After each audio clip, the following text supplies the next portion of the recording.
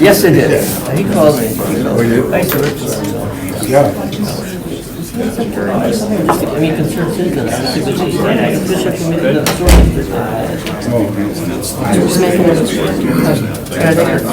Everything he does always thought out. Oh, yeah. He lives from August for most of December.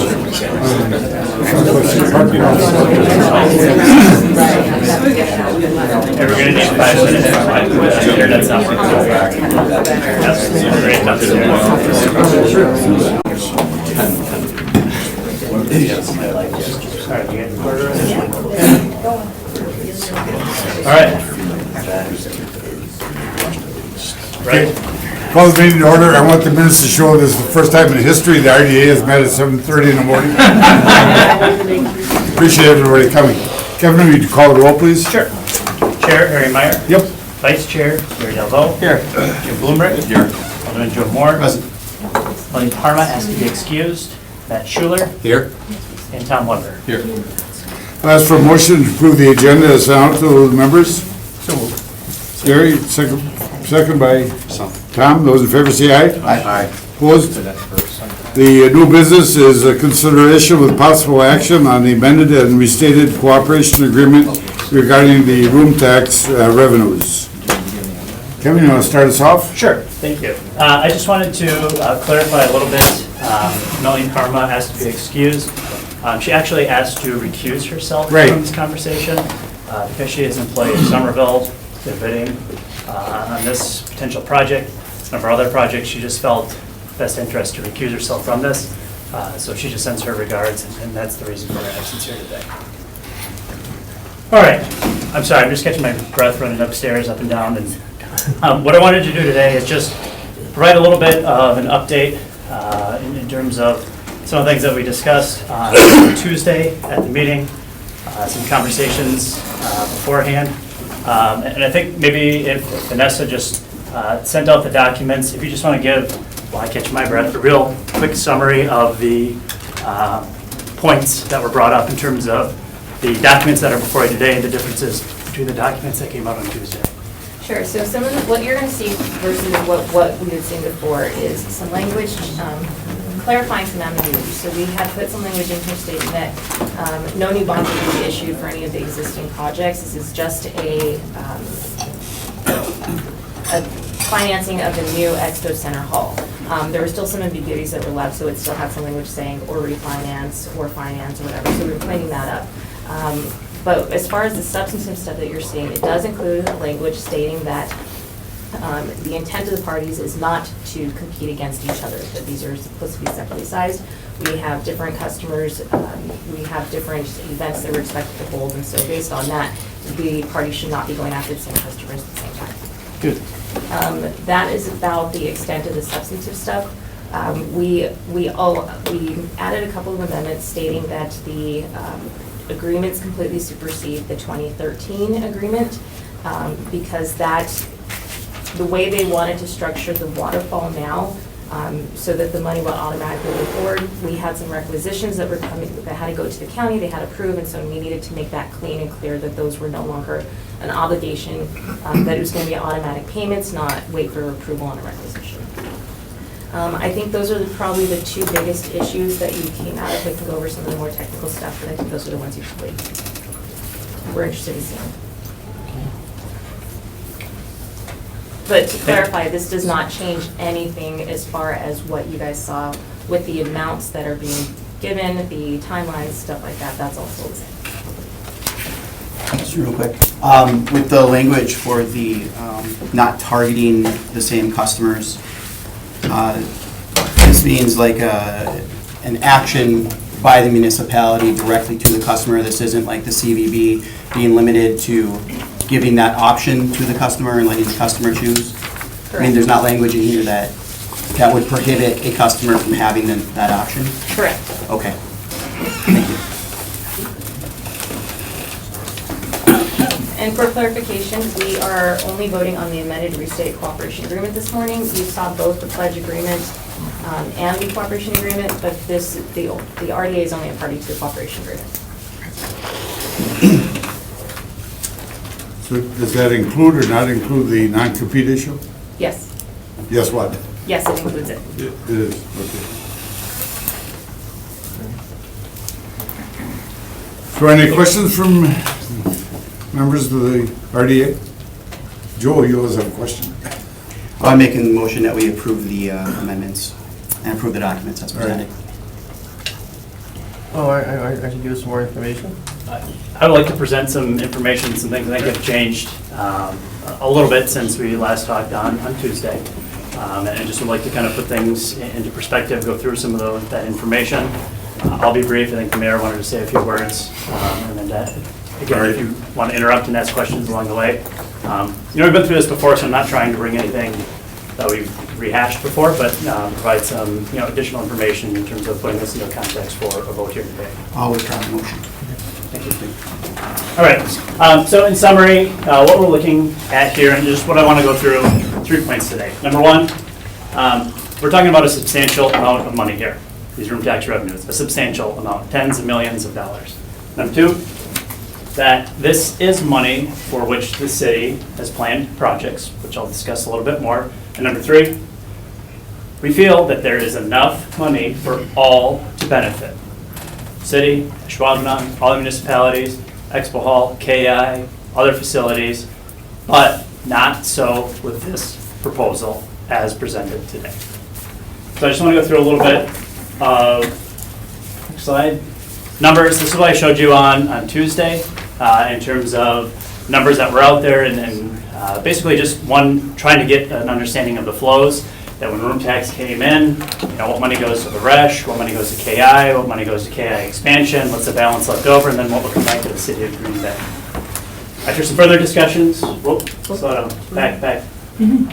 Okay, so after some further discussions, look, I think there is some disagreement about that year 2017 to 2029 and whether those excess revenues can come back to the city.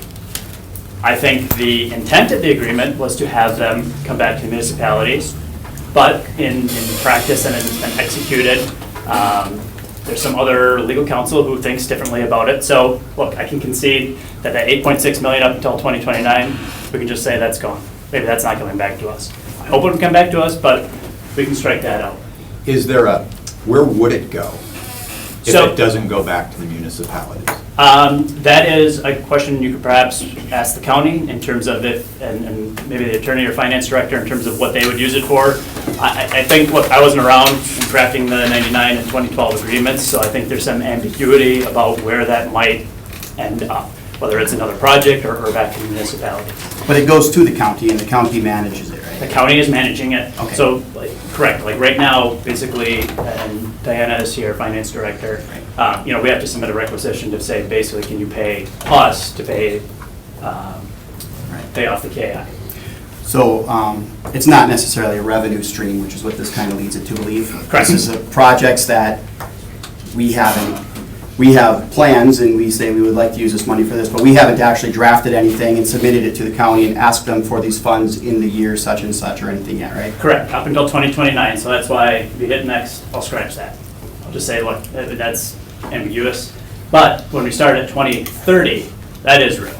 That is money after KI1 and after RESH are paid off, then because we're carved out separately to pay for KI2, that we're able to maintain the excess revenues. And that's what I show on there, that's how much we're generating as a city. So after we pay off KI2, that's how much will be coming back to us. One of the things that came up in conversations this week, and then what we're trying to get a better handle on, is what is the amount going into the project? What's the bond? How much is it? How long is it? The latest rendition that we've seen now projects out a 30-year bond, which starts in 2020. Again, I think representatives from the county are here if you want to ask them if that's changed in the last 24 or 48 hours to see where that's at. But the last information now that the city has received is we'll start in 2020, do a 30-year bond. So with that, I feel it's important to add one more, that we're talking about 6 more years now of room tax revenues. In that same notion of the agreement, if we operate under the existing, that look, City of Green Bay has carved out We pay off KI2, the excess revenues go back to us. So forget the 2017 to 2029, that 8 million. What we're looking at for those last 6 years is an additional $63 million coming back to the city of excess revenue. So with that, I've adjusted to say, instead of around $55 million, this financial decision we're looking at is probably closer to $110 million. And so when I talk about, this is a substantial amount of money, yeah, I get it's hard to picture. I mean, 2030, 2040, 2050, it's really hard to picture that out there. And even discounting, for present value of money, it's still a lot of money. And I think that's what the discussions have been about. The proposal on the table before you today takes all of it. So I wanted to just talk a little bit then, one of the other things that came through was, well, maybe we're not going to grow at 4.76%. Maybe it'll grow at 3%. That room tax, all right, 4.76, look, I consider it aggressive, but if that's what you're using, that's what you're using. Now I've heard maybe we're going to use 3%, so we'll take 3%. Same type of scenario. So, all right, maybe not $110 million, but we're looking at $65 million, 3%. And again, I mean, we're projecting out what growth rates are going to be in 20, 30 years. It's tough, but I feel, look, I mean, inflation's been clicking around more or less like 1.5, 2. The past few years, we've had really great room tax growth. I mean, in terms of revenues, both from additional people staying here and additional hotels coming online. But again, trying to predict out that far, it's a lot tougher. But look, we'll take these numbers and say 3%. So with that, Kevin, can I just ask? Sure. 4.76 again. That was accumulated over what years? I believe that was the average, and correct me, I think this is about the last 10 years, rolling average of, there's been some ups and So it downs. included the slump in the economy? You'll have to ask the county on that one. 20 years, since the inception of room tax, 4.76 is the average. Okay. So it would include the slump after 2001, and again in 2008. And Kevin, in the column here that says to Resch and KI Convention Center, though, right, Yeah. it's a total of about 103 million. That's using the room taxes that are coming in throughout the county to pay whatever costs were incurred in the building of those facilities.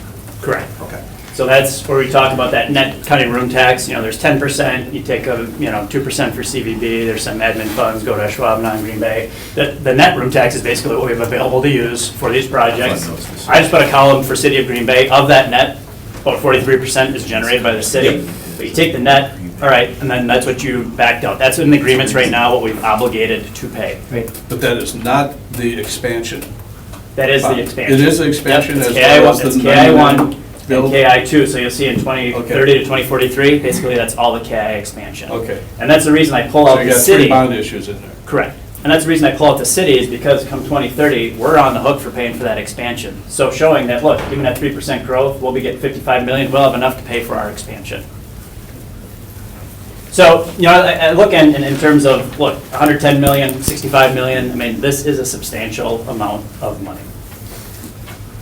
What I wanted to discuss, and we got into this a little bit last time, is, this is money that we have discussed, and the mayor, can attest in terms of when he was here from some of these discussions, but also, just in staff and what we've had, I mean, in RDA-approved plans of what this money was going to be used for. And important to note that, look, the convention industry is extremely competitive, extremely.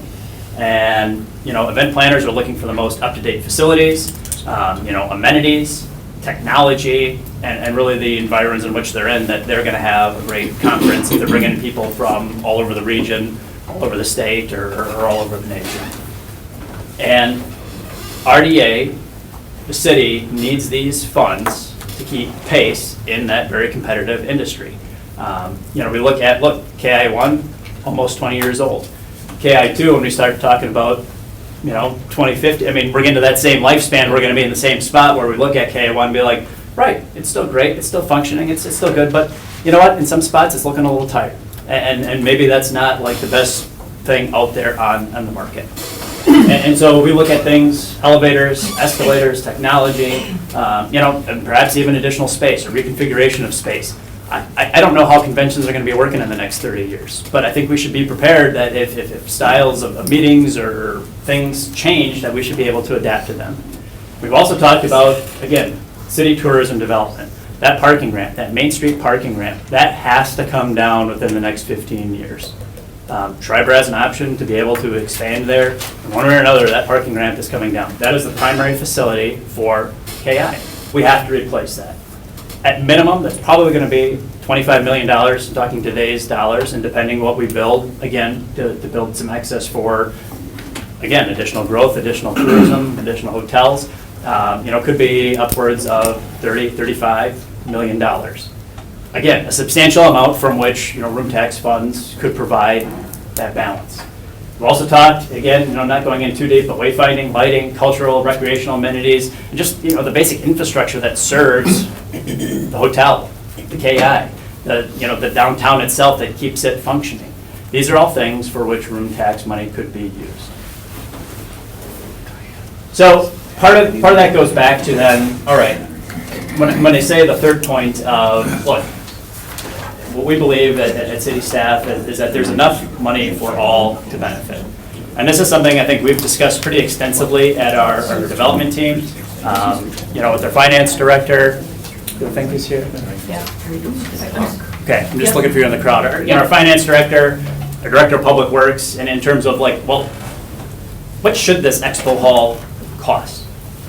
And, we're not digging in enough to kind of figure out, look, can't we do both? Because I think it's really important when we talk about the city, when we talk about the region, it's important that we keep all the parts healthy.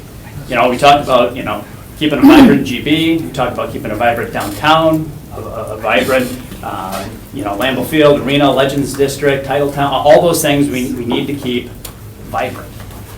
And so when we look at this expo hall, taken from, AECOM study, just in terms of what was listed in there. Look, they looked at a few different options, from 86,000 square feet to 122,000 square feet, ranging in value for 67 million to 85 million. Again, latest numbers that we've been working with say this is going to be a $93 million project. $93 million project, $122,400 a square foot, that's $760 a square foot. That to me, look, I'm not a construction expert. I think we've got one in the room. If you talk to Director Grenier, that seems really, really high to me. So our staff did some work, and on the next slide, look, we looked at what else are they building out there.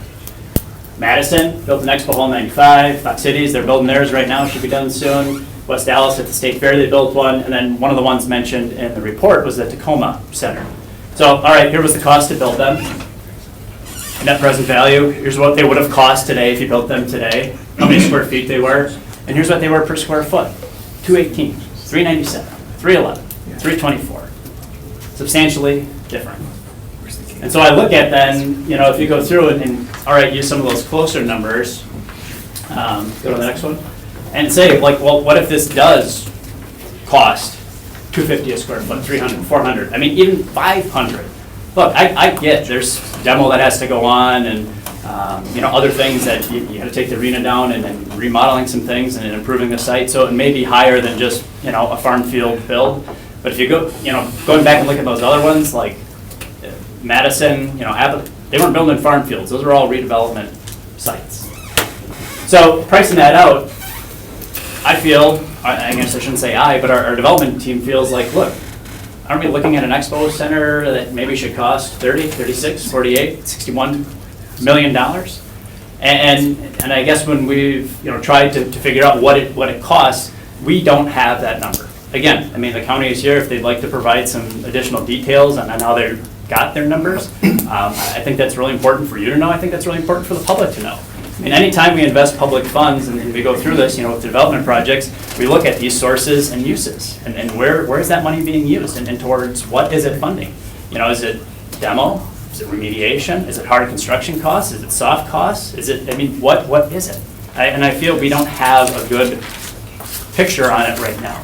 But I feel if we just look at, the expo hall itself, the box itself that you're building and what it should cost to build, and again, Director Grenier, if you want to jump into further questions of, it's probably going to cost, or we feel would cost less than's been presented out there. And so if it does cost less, then I think, look, you look at the projections of room tax, there's enough to go around. And there's enough for the city to do what it needs to provide for KI and other amenities. There's enough for the city to even help out with the expo hall.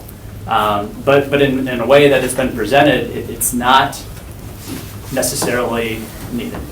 And so just to kind of summarize, again, going through, and we can talk, again, all day about numbers and projections, but no matter what way you cut it, this is a substantial amount of money.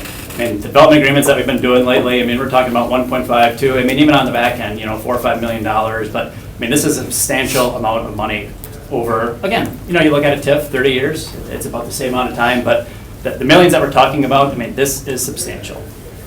Again, secondly, that this is money that we've talked about using. And again, I think we go back to, the city room tax money. We felt, look, state authorizes municipalities to collect room tax. We entered some cooperative agreements because we feel, look, there's some projects out there that not only benefit us, but they benefit the region. And so cooperatively, we share some of that room tax money. We had an agreement that felt, all right, we share some of that money, but we also realized, like, we're also doing our part to help contribute to the region. We're having a very competitive KI convention center. We're having an awesome downtown so that we can stay competitive, just like the Resh, the Arena, Titletown, just like all those are investing funds to stay competitive in the future. And so the final point is, I think what we feel and would like to, have the RDA discuss is that there is enough money for all of these things, but there won't be with this proposal as it's presented to you today. And that is the concern of the city, is that the proposal on the table takes all of our room tax to go towards this one particular project. And if there's excess money after the project, and again, the project's still a little nebulous in what it's going to cost or how it's been defined, and if there is money after contributions, like I mentioned, in the Visitors Bureau, and after contributions to a reserve fund, and I get, you gotta do a reserve fund if you're taking out this much money. If there is enough, then the excess will go back to the municipalities. I left out some of the scenarios or spreadsheets, projections I ran with what the excess is, because I look at what the county's bond council told us at the city council meeting, and when it said, you'll get the excess of the excess of the excess, they said there probably won't be any. And so I don't want the RDA or the city to put themselves in a position where they stand to not be able to do all of these things. I think there's a proposal out there, and I think there's a way we can craft this that allows us to come in and participate at a level once we get some better understanding of what the project costs and what it all entails. And look, I think there's a really great way for us to cooperate and get an agreement that gets us a vibrant Resh, Expo, Arena area, and a vibrant KI. Regardless of whether it costs $250 a square foot or $850 a square foot, the excess of the excess of the excess is still coming back to municipalities. It is in the formula, but when you run, Right. but you run the numbers, if that Expo Hall costs $90 million, Yeah. the bond paying that off, after all the room tax come in, there is no excess. Like, not even the CVB is gonna get any money. I'm just saying a big part of the argument was the cost of the expo hall. Correct. If it costs less, there's more excess. If it costs Am I just less, completely seeing that wrong here? so if it costs less, I agree, there's more excess. We don't know what it costs yet. Right. We don't. But we also don't know what our planned projects that we have in 2030 cost either. I mean, so why are we making that argument that we should have the money for us in 2030 for projects that we don't know what they are, we don't know what they're going to cost, we don't know what they're going to entail? When we're making that argument, you're making that argument right now that we don't know what this is going to cost, what it's going to entail, but we know that there's a project. So at least we know there's a project here. We don't know what we've got going on in 2030.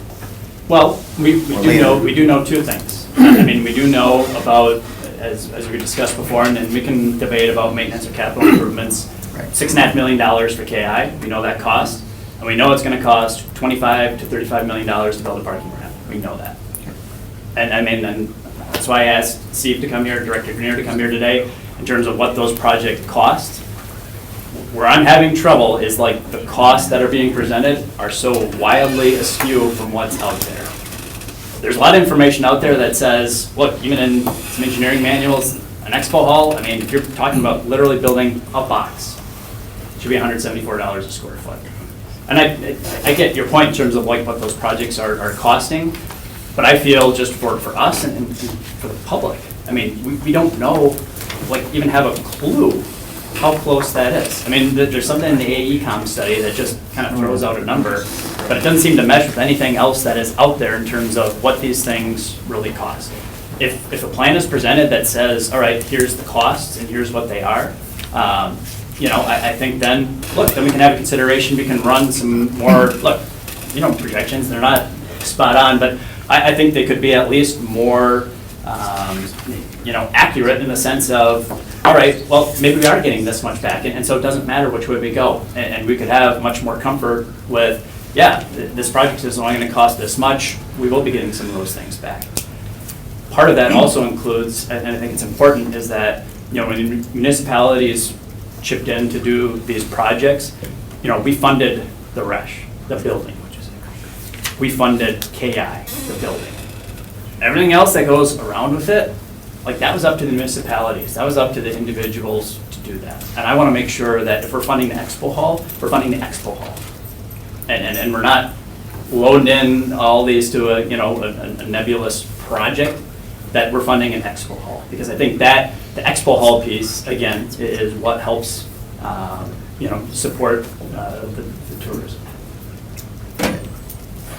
Hey, Kevin, can you go back to one of your slides? It was early in your presentation, and I think it was the first slide that had financials on it by like 3 buckets of years. Yeah. And what I'm trying to make sure that I understand, probably like slide 3 or something like that. I'll go back up. There's, you break out the years, it's before that. Yeah. This one?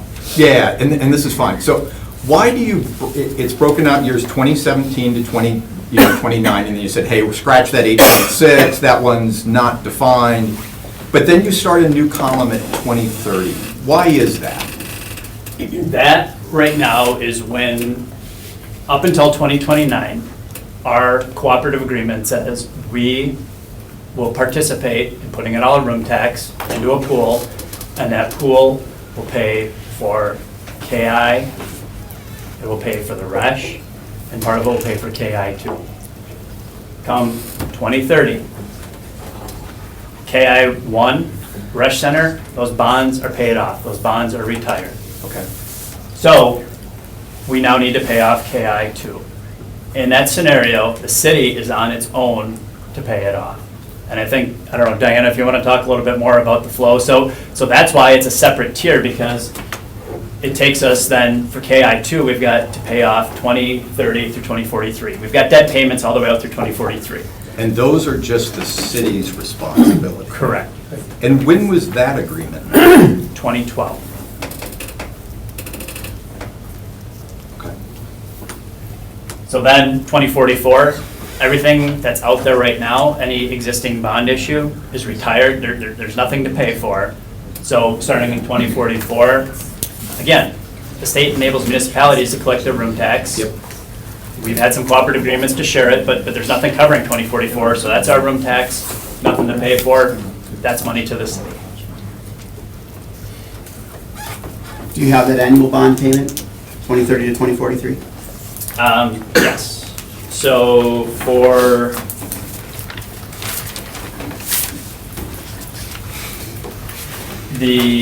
for 2040, I'm sorry, which time period are you looking for? 2030 to 2040. I mean, I don't know, every Sure, year. I'm just sure. trying to get an approximate Yep, bond so payment between annually. 2030 and 2043, it's right around $2.3 million a year. So like in 2030, it's 2.316, in 2043, it's 2.293. But I mean, more or less, it bounces around 2.3, let's say 2.35.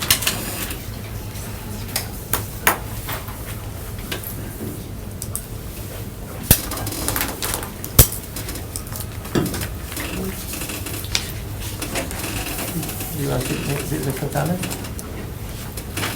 Yeah, I'd like to make a couple comments. One is, this is called a cooperative agreement for that reason. It's an agreement of cooperation. And I was here in 2012 when we put this together. What we ended up approving in 2012 was not the first go at this. I mean, we tried some other things with the county, and it was negotiated, and we ended up with this agreement. And the agreement is, we're not gonna back your bonds, you get the excess revenues, and we've been experiencing 7% growth, so it's been very good for us, and I don't think that was the projection back in 2012. And that we'd be responsible for KI2. So it is a good agreement, and I believe we can come up with another good agreement. I believe that. I think there are good people in the room. I think what is here is a first kick at the cat of an agreement, but I don't think this is a good agreement. And I'll tell you why is, there's a couple things. One is, when we did our deal with Schreiber, and you guys were part of that, they're gonna expand. Now, I don't exactly when and where, but in the next 18 years, that ramp comes down. We told them that, we signed it, and we told the convention center that, look, our room tax is 10%, you do $3 million in sales, $300,000 that you collect, but, we're gonna use that for this campus environment. So we would like some control of the funds that we collect, and as Kevin said, it's over $100 million. That's a lot of money to this city. We have only in this city 2 sources of revenue: property tax and sales, and room tax.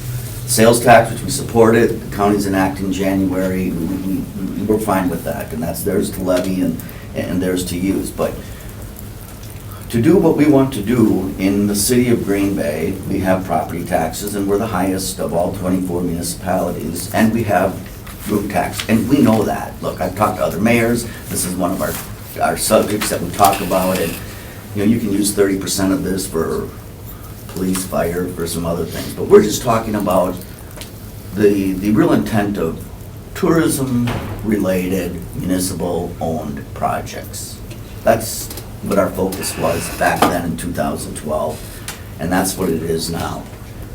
I want you to know, and people have said to me, man, you're not winning this politically. And yeah, we support the expo hall.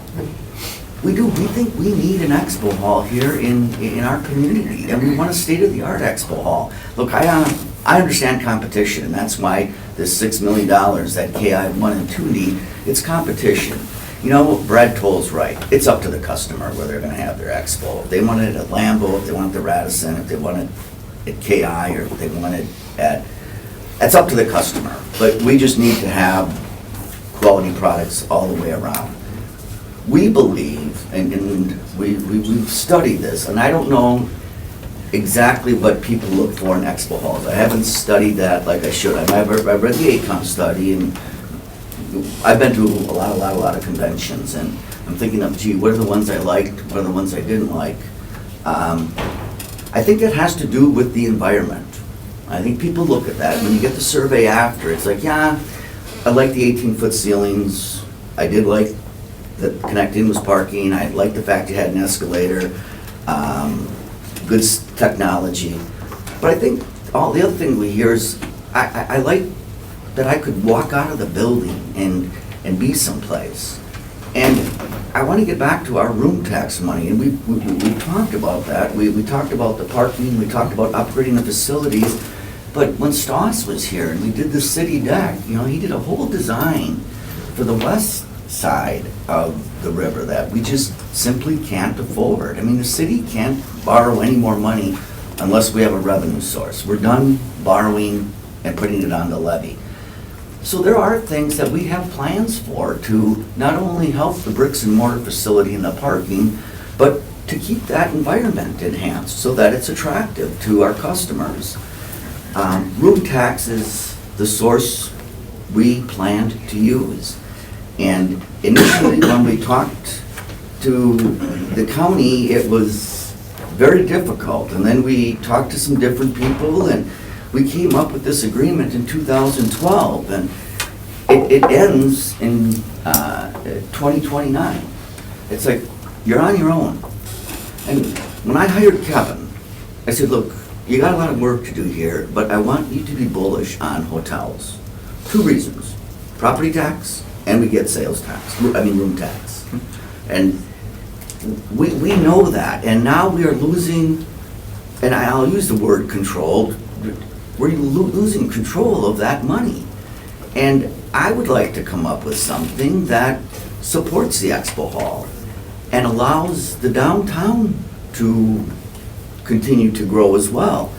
I think to make this region strong, we need both. I think to swipe an account and spend all your energy on this kid and neglect the other one is not good business. And I think there's enough money here, even at 4.69, although it's been averaging 7, even at 3%. We really believe there's enough money to do what we had talked about in 2012 and to support a state-of-the-art expo hall on Lombardi. And I think the best way for this county to succeed is to do both. And I think there's a plan out there. We don't have that plan. The county has a plan they presented. We think there's something better. So we're asking you to hold this, to come back with something better. Dr. Bond's the smartest guy in the room. He used the word horrible last week. I just think we've been working on this, and it's an emotional issue. It's a long-range issue. That's what we're paid to do, is take the long view, not what people are going to say to us when we walk out of this room, but more importantly, what our kids are going to say to us when they look back at the city. And we need this money. We have plans for this money, and we think there is a group of people in this community, some in this room, that can put together a plan that works for both. I got a question. Vanessa, I want to make it clear. What is the options that RDA has to, in other words, we can't say change some numbers, because there's a party to the agreement. So what exactly are our options? So right now, you are voting on whether or not you're going to participate in the cooperation agreement as presented. Okay. If you choose to participate, you can approve. If you choose not to participate, you can reject or deny.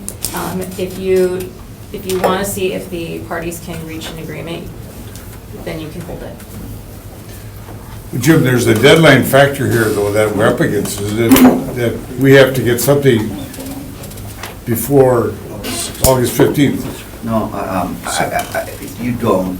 The county has put together a universal package that has to do with the 0.5% sales tax. Right.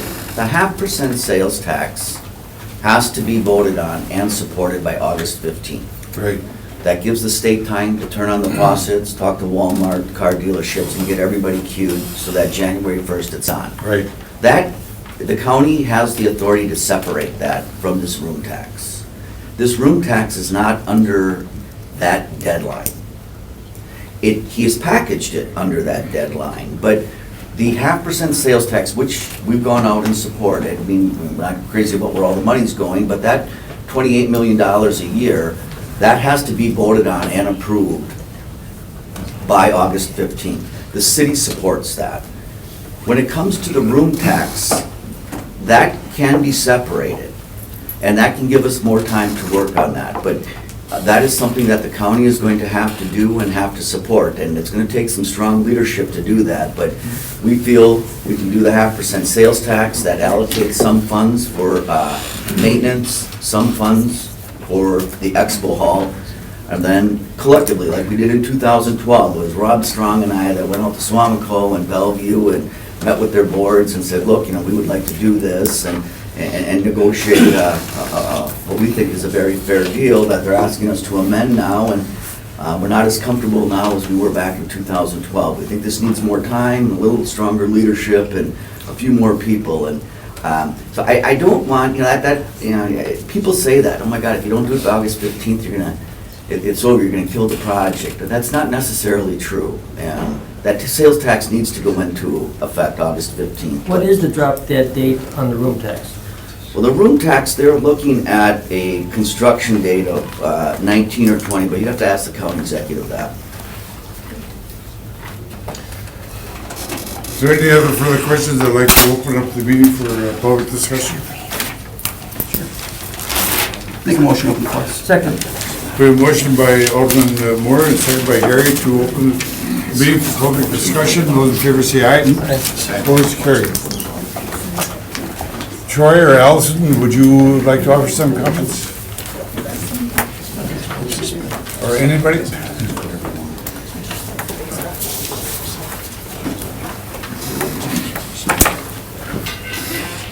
So, again, thank you for the opportunity to come and speak in regards to a very important discussion. The thing that what I tried to convey at the last RDA meeting is that the conversation tends to be very singular in conversation and the points that are being made. And I would hope that the RDA looks at that the investment that was made in the Resch Center that's being made along Lombardy Avenue, not just that little corner of Oneida and Lombardy where the arena and Shopko Hall and the Hall of Fame are sitting. I would say the whole corridor. So the Legends District talks about the importance of a new expo hall. This expo hall, this investment is very much as part of Green Bay as the KI Center. Secondly, the other aspect I think is very important for us to continue to think about is that the community as a whole has invested their room tax dollars into these projects, both KI2, KI1, and the Resch Center. The community again is coming back and asking for the municipalities to support a new expo hall, of which we've received resounding support for, from all walks, with the exception of right now. And what I'm hoping for is that as you're looking at this, and we talked about, as Kevin's showing different numbers, the numbers are numbers. In the end, it's based on projection. City, through Alderman Moore, negotiated excess of the excess. So if there's 5% or if we hit 7%, those numbers are going to change. That waterfall ends up going back to the city and the municipalities proportionately based on what they participate in the room tax collection. But in the end, this is a community effort. And unfortunately, the conversation continues to be more parochial. I would hope that in 2030, when there's discussions about what to do with the KI, because it'd be great if Schreiber decides to expand and needs more footprint because they're going to bring more people into this community and more business in this community. We would welcome that, of course. I think there is a community effort in terms of how we go forth about those projects in 20 and beyond, 2020, 2022, whenever those discussions come forward. The reality is that right now, if we continue to have it separate, it's going to be difficult for us to have that conversation going forward. So from our perspective, we're walking forward with a very large project. As noted by the mayor, it's a package. It's a very large package, about $225 million is going to be spent in this community. It received 23-3 vote by the county board. We received unanimous votes from all the municipalities. And now we're asking for the city to participate, which did receive a 10-2 vote by their council. And now we're asking the RDA for the cooperation agreement. Troy, do you have a comment on that cost per foot analysis? Well, I mean, if you look at the cost per square foot of the K2, what was that? 28 million on 35,000. So about $650. So, I mean, you guys, I'm not a construction person. I know, but if you look at K2, and I don't know why K2 wasn't up there, but it was 35,000 square feet, 28 million. I don't someone do the math, but it's above 500 a square foot. If anyone's been over by the arena, we have a very large building there. We have a Hall of Fame. It's a very large footprint, and it's going to be costly. So, in the end, I'm not an industry expert. But this is what AECom, who is an industry expert, who does this for a living, and this is what they projected the cost to be. Troy, the figure on the expo includes the raising of the arena, is that it? Why the per square foot is so a bit higher? I would imagine, again, I'm not an expert in that, Right. Mr. Meyer, this is what came forward through the consultants.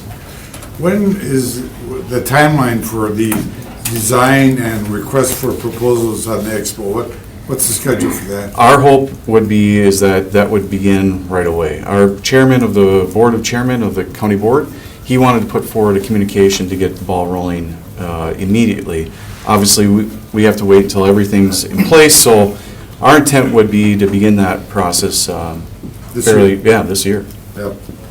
Because we do have the money sitting in the account to actually begin that process. I understand the deadline on the sales tax. What impact would be if we had to keep negotiating on the room tax and there was a month delay on that? A month delay on the room tax decision? So at the end, the impact would be right now is that as the way the ordinance is stated, the whole package comes apart. Why is that? Why can't Because the way the county board approved the package, the room tax, the sales tax, everything has to be in play by August 15th. Now, That can be that's, separated, can't it? as mentioned, it can be separated. But I think the county looks at this as a total investment to the community. Troy, I'd like to ask you whether, could we just approve the half-cent tail tax and continue discussions on the agreement?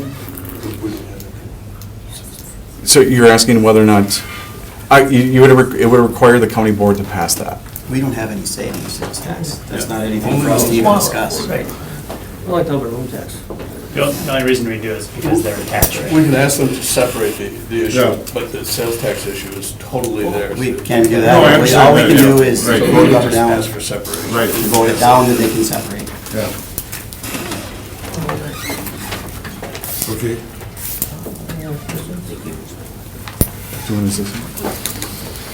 Gary, I just want to follow up, just as long as you had the per square foot cost. Yes. I think that gets right to the point of staff's concern, is that, look, KI2 wasn't up there because KI2 is a convention center, not an expo hall.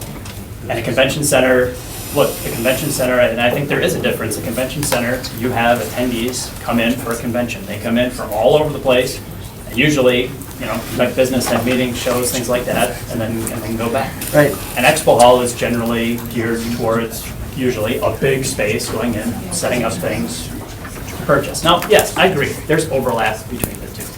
But then my concern comes is, if it's 650, or if you want to compare it to KI2, then are you building a convention center? Are you building something that is directly going to compete with RDA's asset? I don't see that happening, Kevin. But if it's at that cost, if you're building it over and above the cost that it costs us to finish a very high-end convention center, well then, what are you building? Or if you're building an expo hall, a box, why is it so out of whack with some of the others? Right. And that's, I think, the concern that we have is in terms of when you look at expo hall, which I felt, and I think AECom felt is, look, there's gonna be meeting space, there's gonna be kitchen space, and all those other things, and again, there's gonna be some overlap, and as the mayor said, and others have said, right, Joel said, look, the customer's gonna choose what's right. But I think, again, and an importance of, building a regional portfolio of great assets, we need to build something different over there so that we attract them to our community, and that's what we wanna make sure of, and that's what's not adding up at this point. Allison? I'd like to just kind of tackle that number issue. Nothing in the agreement actually says how much money will be spent on the Expo Center. There is a definition of it. It says what we're shooting for in terms of square footage. Some of those other costs go into, there's an ice rink anticipated in there, still being able to do that, retractable seating. It's more than just a big concrete box. There's other fixtures and furnishings to it, and part of what makes it different from the convention center. If it costs, let's say it costs $40 million, that's all that's going to be spent on it. There's nothing in here that says we're going to spend $93 million and it's drop dead. And to that end, two different things. One, in terms of the city's existing agreement for 2012 has it absorbing the debt for the K2. That is true. But the Village of Ashwaubenon is 39%, just as big a player in the room tax scenario as the city of Green Bay in that. And our dollars are going towards K2. So if we were to pull out our dollars, the city would be short and would be, over the next 5 years, $5 million short in its payments hitting the general obligation debt for the city. The second thing, in this agreement, it actually provides better security for the city because the flow of funds would put funds first towards the KI expansion that you don't have right now. So given that you would have enough dollars there on your own, that is true. But if there is something, I don't know, catastrophic that would happen within the city, it's still within that flow of funds. Then there would still be excess built in the event, whatever the dollars are, whatever the flow of funds are, however we can tighten that up. Nobody's looking to spend more money than is necessary overall. And it is to everybody's benefit to get that down. And then the excess of the excess would then go back to the municipalities, and the city would have control over those funds to set up the capital improvement plan and other things that it would do. Just like it is now. Well, but the excess of the excess, we need to, a little bit more definition there. The VCB gets from 200 to 500,000. The reserve account goes from 5 to 7 million. Then, so there's some takeout after the bonds for the KI2. Correct. But we're also looking to combine that flow of funds, that stabilization fund, trying to reduce that in terms of trying to rebuild. It's trying to use the existing stabilization funds, move that over. So we're working that in. We're not trying to build $5 million that's in a stabilization and then add another There'll be 7. 5 million in the stabilization, and that will go to 7 million. Correct, correct. But it's all about this overall flow of funds. And I think we've all shown, all the other municipalities have shown a willingness to work together. And in 2012 and 13, when the mayor went to every community, they all supported that change in that agreement, because that's what that allowed. When there was flow of funds, people participated and tried to do that. That's what we're asking for now. We have a project, we want to go ahead and do it, and we need to go and do that engineering and figure out what that actually costs and bid it out. But it's no different than Ken Betch coming to the city back in 2012 and saying, this is what the projected cost is. Let's run some numbers and projections and figure out if there's excess and how we're going to pay for that. It's the same place that the city was in 2012. That's where we are today. If there are excess funds and the city needs to approach all the municipalities again in 5 years or 2 years, and we can say that there's enough funds there, I think people are willing to participate in that, and they have already done that in the past. Can I explain that? You guys have to remember that in 2012, none of this conversation, K2, would have been financed by basically levy or a premier resort tax, because there's many taxes you could have funded potentially through a TID. I'm not sure, but you have more than just the levy and a room tax as far as funding revenue sources. The community came to Brown County. Brown County has control of these dollars. You have to remember why Brown County actually has control of the dollars. We actually cannot assess the tax, right? We all kind of agree to that Brown County can't assess the tax. Brown County guaranteed the bonds for both K1 and the Rush Center. And part of that is also Brown County's taken over the ownership of the Rush Center. So we'll have the ongoing responsibility of managing that facility after 2029, once the bonds have been paid off. We have the responsibility now. Going forward, when 2012 came forward and when we looked at the expansion and the discussion came forward with this expansion for K2, I know that the mayor doesn't like me bringing up people who have passed, but Mr. Albinger and I sat in a room and said, why don't we do the projects together? Let's do this as a community. County board will never come to a vote. They'll never support a new expo hall. I'm ready to go now, support our project. And ultimately, it involved the way it did. Brown County authorized $21.5 million to build the K2. $21.5 million that we did not have to do it. We did it because we believed in cooperation. We did it because it was the right thing to do. And quite frankly, the community came out and spoke and said, the county needs to do this. Today, the community is again coming forward, but this time, it's for a project that's on Lombardi Avenue. If you look at the projections of the dollars that we would lose if the city of Green Bay decided not to participate, it's around 25 million. It's about the same amount of money that we've front-loaded for the original K2 project. And my point is this: why are we discussing these two very large projects, two very large assets that are only going to be supported by a community effort? That our conversation continues to drive in a singular fashion. Now, I understand that you represent the city of Green Bay, but the two projects that you funded technically are Green Bay, both here in downtown and over in Lombardi Avenue. Village of Ashwaubenon, on the second largest, or the largest, I'm not sure who's the largest room tax collection, is participating in the city of Green Bay's. They could have had that same parochial vision. Why would we fund that? Let's take our money and not fund it.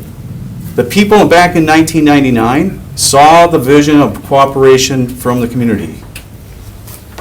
And I would hope that the RDA maintains that vision, because, as I said to you guys the last time, I'm not going to be here in 2029. We need to make sure that we set the stage for future leadership to continue this type of cooperation. And that's why I think your city council voted 10-2. That's why I think the county board saw this as a 23-3 vote. That's why I saw all the surrounding municipalities, even people who were against it at the county board, voted on it for it at their own municipalities. The municipalities have supported this unanimously. There's got to be something for that.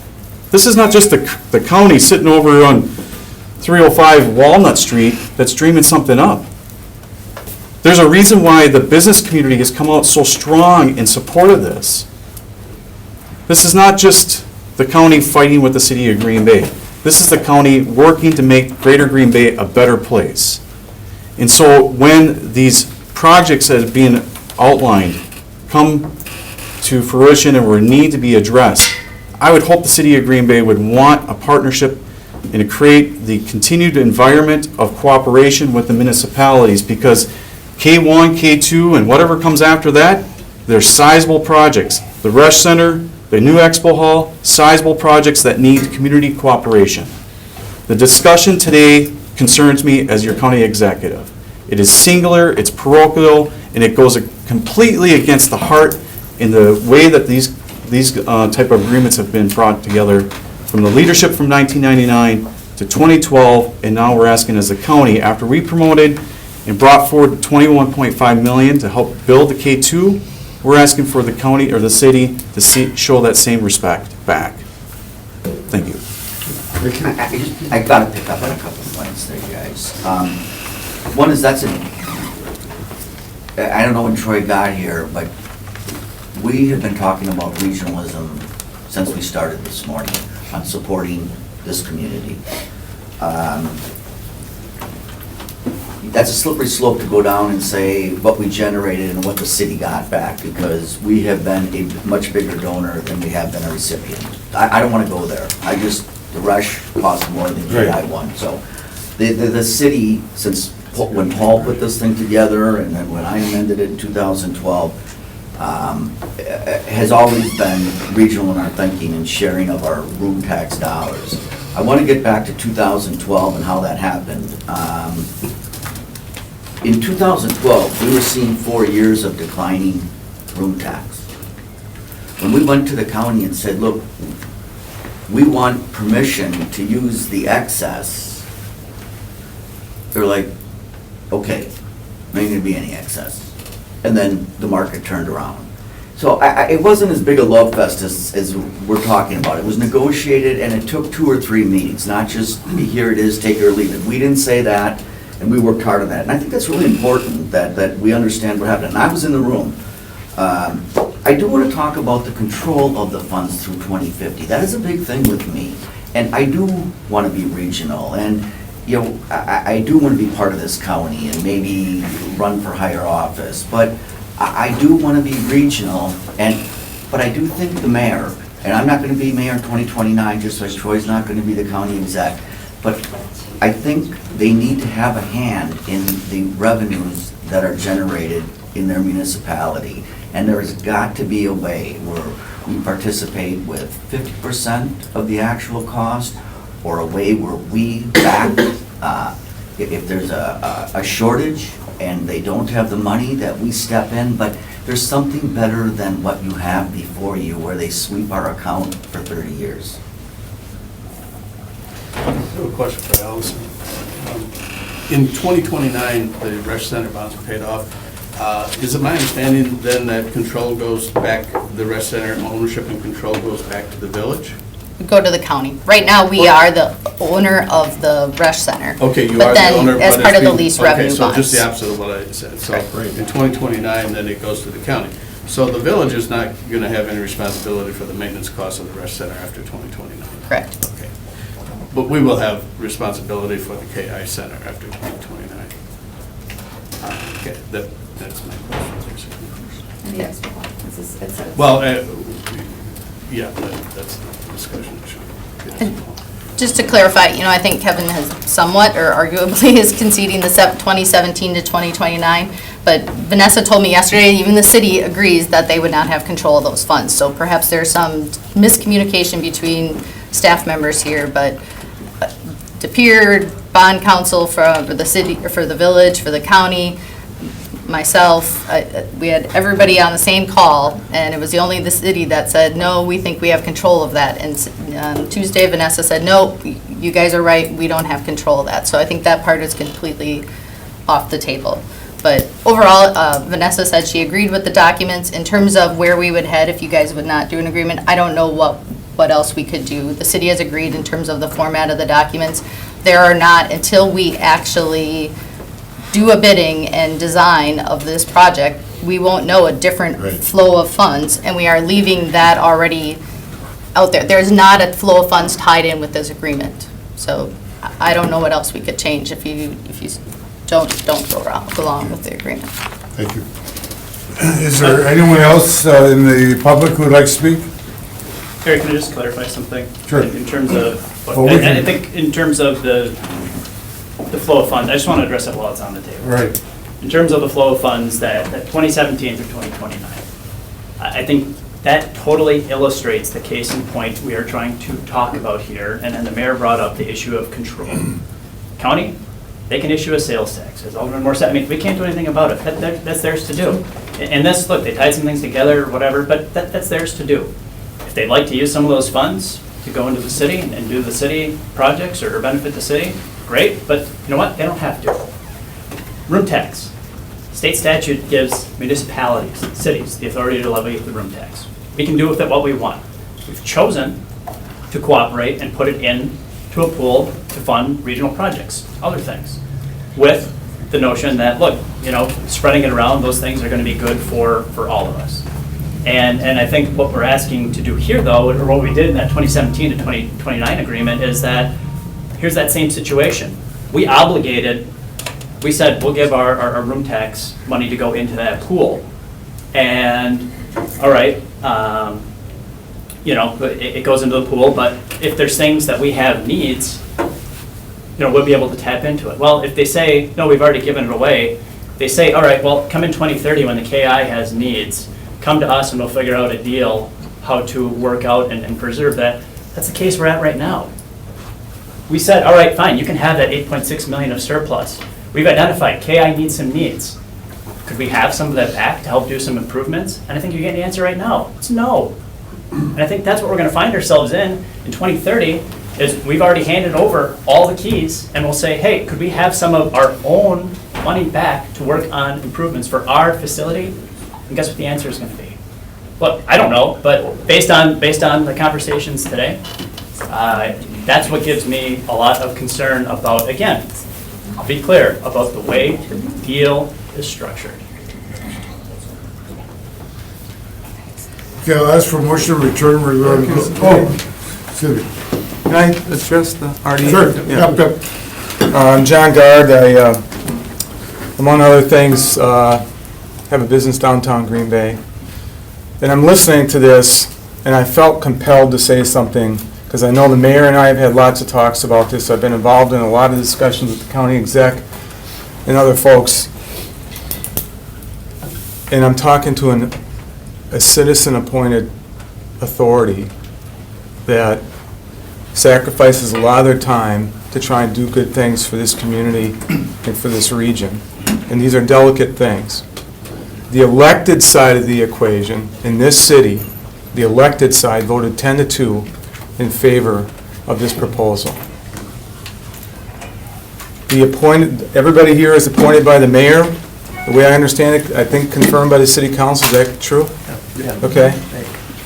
So 10 of the 12 city council folks voted in favor of it, and I have been in enough rooms and political situations to understand kind of what I see occurring. But I said this at a city council, and I feel so strongly about this that I've watched this morning, and you can kind of feel this. It's very easy to think short-term and forget how difficult it is when you need a variety of municipalities, a variety of other elected officials to support something for the common good.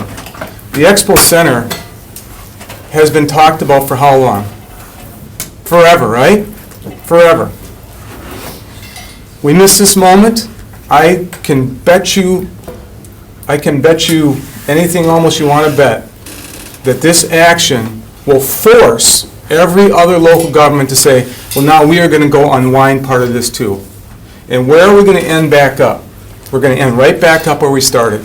And of all the things that the county exec and the county board, which voted overwhelmingly in favor of, all of the things are going to continue to get done except one. Except one. The one thing that brings in a lot of other people into this community, in addition to the Resch, in addition to Lambeau Field, in addition to the KI, to generate significant revenue. Now, I live in Swamico, I pay property taxes there, have a business down here in Washington Street. I've been active here for a long time. That stadium's in the city of Green Bay, right? Okay? Everybody in this county contributed to pay for that stadium, which has benefited property values in the city of Green Bay, generated significant revenue, and in other places too. If we had taken some of the approaches that people who came to me at that time and said, we should be very parochial, we should be this, we should be that. Instead, everybody said, no, we're going to get this done because we know the common good is going to be served, tax-based, economic development, job growth, attract young people, all that kind of stuff. When you look at how hard it is to get the Pier and Howard and Swamico and Ashwaubenon and everybody on the same page, for the one moment in 20 years that we've actually had a chance to get a very significant investment into an expo center to complete the last piece, to complete what is happening basically from Fort Howard out to Highway 41. This is that moment. This is it. And if we basically say, no, we're going to stop, we're going to let the county do their sales tax, we're going to do the jail, the roads, all the other things, but the one thing that's going to stop is the expo center, I think we're going to look back and say, we missed our moment. And that's how these things happen. Now, I've been involved in Miller Park, Lambeau Field, KI, the Buck Stadium, all these things, and every single one of those happened where there was a moment where people had to say yes or no. And when they say, I want to wait because I'm going to chase perfect and forget good, things unravel and do not happen. They do not happen. And the last thing I'm going to say, when we did Lambeau Field, there were elected folks who kept coming to me and said, we've got to delay, we've got to delay, we've got to delay. And I kept, with a lot of people in this community, said, we got to get this thing done. So we had a referendum on September 12, 2000. Had we waited like everybody told us to wait, or a lot of people wanted us to wait to get past an election, we would have had it on September 11, 2001. And on that day, if we had a referendum on that historic day, that thing would never have gotten done. And you look how different the city of Green Bay is, and the mayor knows it, how different the city of Green Bay is with that $295 million stadium, which today would cost about $1 billion. You look at the economic impact that place has had on the entire region, the city, the village of Ashwaubenon, the village of Swamico, all those things, is because a whole group of people from this city's elected officials, to the county's elected officials, to the state elected officials, stepped up and did the right thing at the right moment. And had they waited, like we do in lots of other things, we are going to be talking 5 years from now. I guarantee you, in 5 years, people are going to say, somebody ought to do something about that arena. That's what they're going to say. And I think this is a good deal. And for anybody to try and convince somebody like me that expo center has nothing to do with the city of Green Bay. And I just watched a presentation where I think we talked about a parking ramp is going to cost more than the expo center in Madison. I mean, I just start to go, we're throwing numbers around like it's just, I know what's occurring here. And I plead with you, the city appointed folks who donate their time to this authority, do not miss this moment. Do not. Because there is not enough will around here to go unwind this whole thing and start putting Humpty Dumpty back together again. I think it will be a mistake that we will regret for a long time. Because if this was easy, it would have happened 10 years ago. And I've been in enough rooms with the mayor and the county exec and other people in this room to watch this unfold, and we are right where we started several months ago. It's right back to people trying to stop things who know that it is easier to kill things than it is to pass things. And I'm just pleading with you to not let this moment pass. Thank you. Thank you, John. Anyone else who would like to talk? Yeah. I didn't know if I should do it now or back in regular session, since I am an alderman and Brown County supervisor. I came here today, I've been going on 12 years, city council and Brown County supervisors. We've gone through many hard times and many decisions, making tough decisions. You heard Mr. Guard talk about if they were just waited till after election. Well, we are in election season right now. When that 0.5% sales tax came up, everybody said, wow, you vote for that and you're going to be out. Well, you know what, it passed very highly. I don't know what the count was. 23-3. 23-3. And the same thing with this room tax. Now, I've been involved in a lot of projects in Green Bay. One of my favorite was, well, obviously, Schreiber's a great one, KI Convention 2. There was a problem, but let me tell you, I remember being asked to come into a couple of meetings in 2012 when this was going on. I went into those meetings. These are things they were looking for. It was difficult because you have communities outside of Green Bay that when someone comes to you, especially Green Bay, because we have a reputation of not playing fairly, and you bring these K2 to them, and they say, well, why should we put our room tax in it's only benefiting Green Bay. But you sat down, we talked to all of them. That passed 25-1. You know who the one vote was? Someone from Green Bay. So the community came together. I want Green Bay to succeed more than anybody. We're trying to add problems and smoke screens to something that Green Bay is responsible for. We knew we were going to have to pay off that bond at the end when it was done. The mayor was elated. I was very happy. This got done. We're ecstatic. We're ready to go. We have an opportunity as a community leader to do something that's been going on since I've been there. The libraries, the infrastructures, the rest, I mean, everything. Now, I understand that our chief of staff and Director Vonk want to play ball. You know, it's like, hey, if you're not using my football, you're not going to build that expo unless you give us what we want. We voted, we knew what we were voting on, it was 10-2. We need to get this project.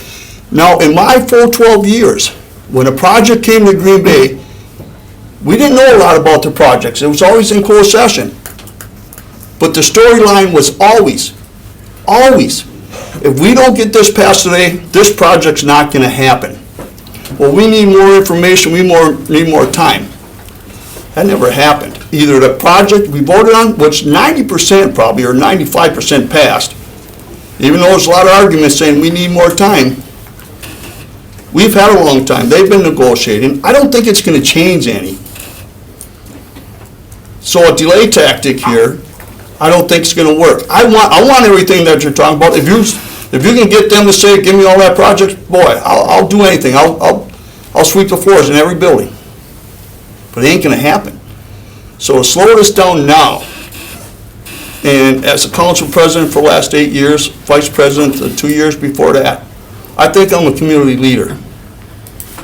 But I'm a leader for all of Brown County, municipalities everywhere should benefit from what we're doing here.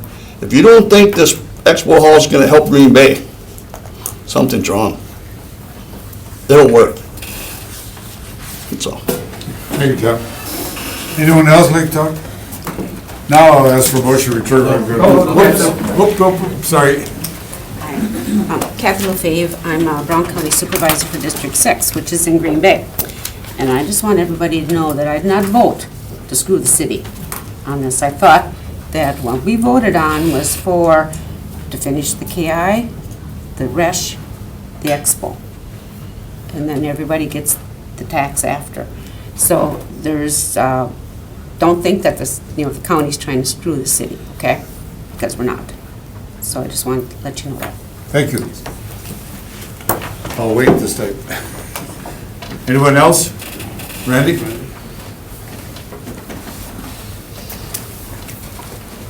Morning. Morning. Alder for District 7. There's been a steep learning curve here in a short time. There's no doubt in my mind that we need a new expo center. We need it a long time. There's no doubt in my mind it should be a state-of-the-art expo center. There's no doubt in my mind the city has a role in making that happen, and it's going to be a benefit to all. The agreements we have now, when they end, all the monies for room taxes were supposed to be redispersed back to the municipalities. So I guess it comes down to, as I'm learning more here, do we want to be in a cooperative where we've given up control, or do we want that control back? I don't know now, but I think there's an argument to be made that I went along, I voted for this last time, and it was mostly a part of the amendment that the excess of the excess of the excess would come to the city. My concern has always been, from the beginning, that the county should get what they need, and we should get the rest back, because that's the way the agreement was. I didn't have a whole history of how we cooperated, how this all formed and everything, and I don't know if that's a good way to keep going forward or not. The agreements we have now, we're not going forward with that. It ends, and it does go back to municipalities. Is that what we want or not? If we don't, it seems to me, as I understand it, that we can come up with a better agreement than the excess of the excess of the excess to make sure we're getting back what we should. And if that's true, that's why I've put in a reconsideration for my vote, which we'll see what happens when it comes Tuesday, because we're still, like I said, there's a steep learning curve here.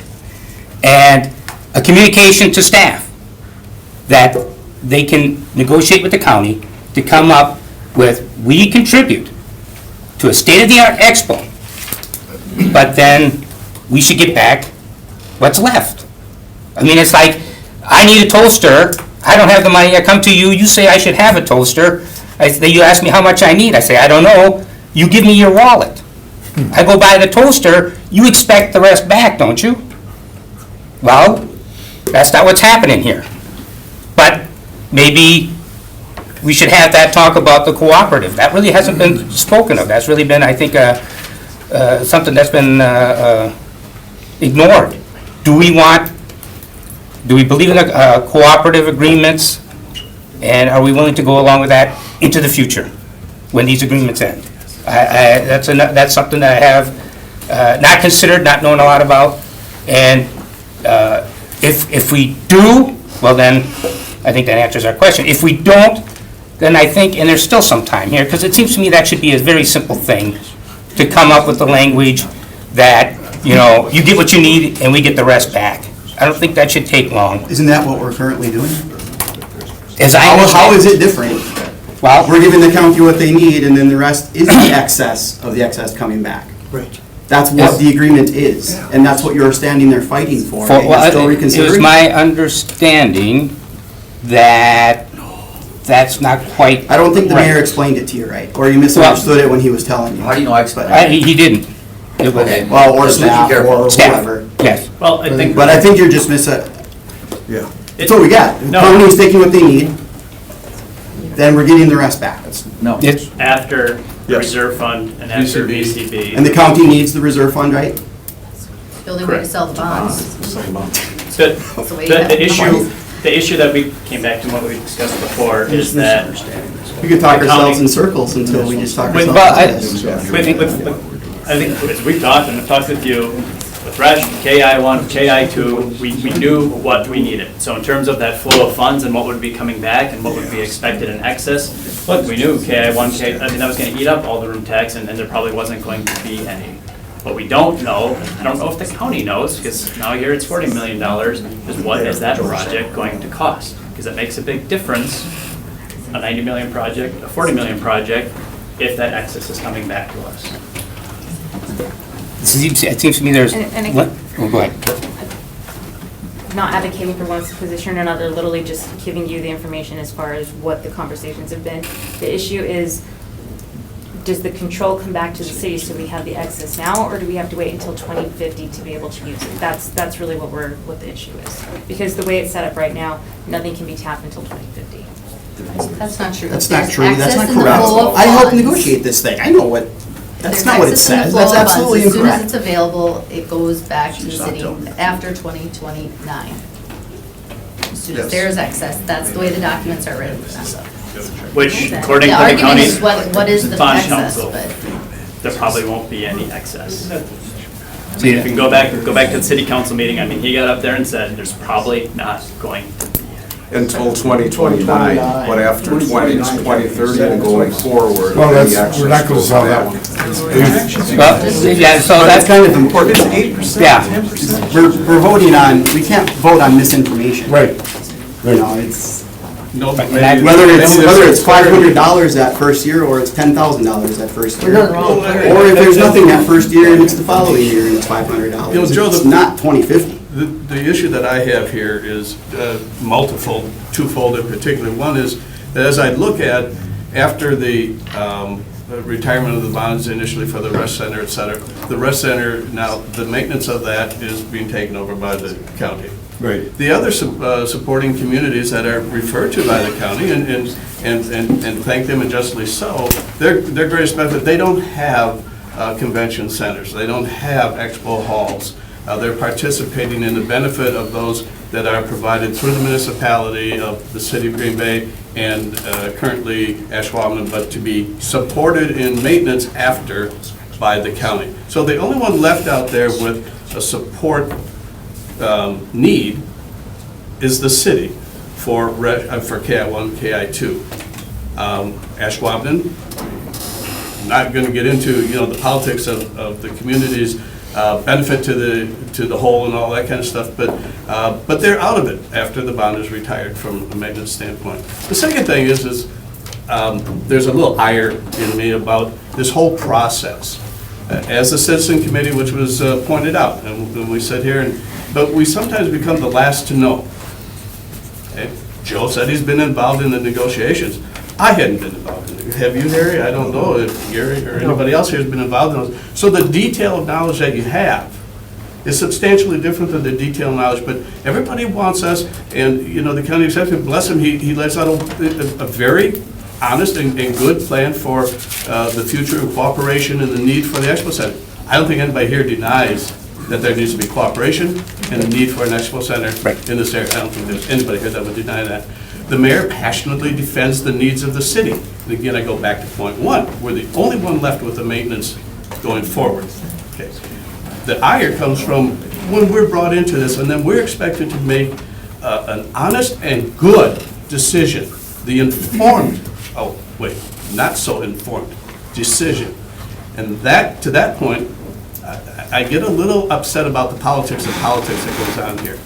I don't think there's anything wrong with us taking a breath and as a committee trying to find out, you know, we get facts on both sides, but there's only one test of fact, truth.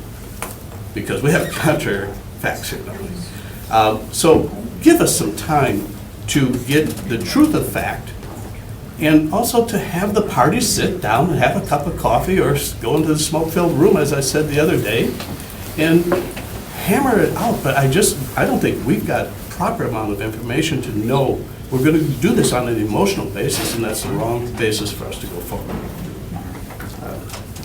I think there's a lot of things. I don't appreciate the fact that delay tactics, and we're not looking at delay No. tactics, you know, that's not our, none of us wanted to be here at 7:30 this morning, so we're not trying to delay anything. We're trying to get information and make a proper decision.